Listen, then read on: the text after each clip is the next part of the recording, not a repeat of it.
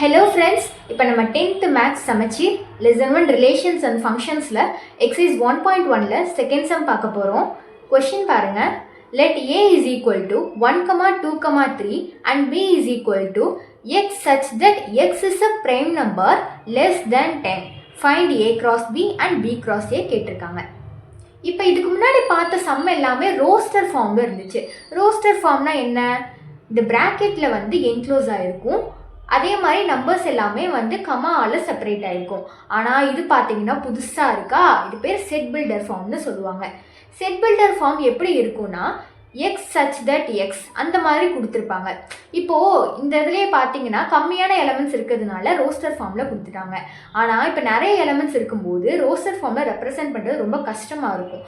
அதனால set builder ஃபார்மில் இந்த மாதிரி கண்டிஷன் வச்சு கொடுத்துருக்காங்க. அப்போ இந்த மாதிரி கண்டிஷன் வச்சு கொடுத்துருந்தா நமக்கு ஈஸியாக இருக்கும், நமக்கும் புரியும். ஸோ அப்போ B is equal to x such that x is a prime number less than 10ன்ற போது என்ன கேட்டிருக்காங்க? 10க்கு உள்ளே இருக்கிற ப்ரைம் நம்பரை கேட்டிருக்காங்க, அவ்வளோதான். அப்போ அதை நம்ம ரோஸ்டர் ஃபார்மில் எழுத போகிறோம். ஆன்சர் பண்ணலாம்.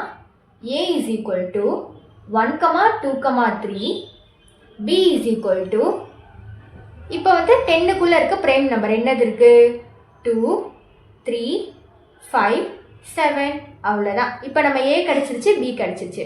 இப்போ நம்ம டேரெக்டாக A cross B and B cross Aவை கண்டுபிடிச்சிடலாம். A cross B is equal to 1, 2, 3 cross 2, 3, 5, 7.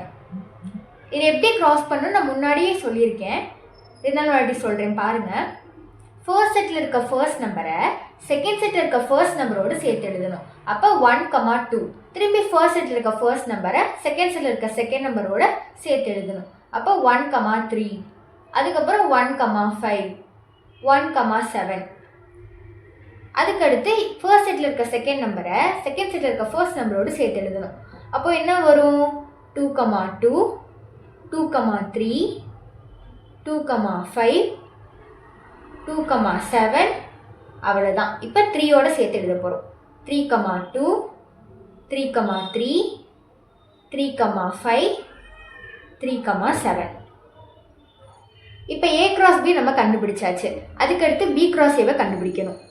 B cross Aல first Bயை வந்து ஃபஸ்ட்டு எழுதிடணும். இப்போ B என்னது? 2, 3, 5, 7 cross 1, 2, 3. அப்போது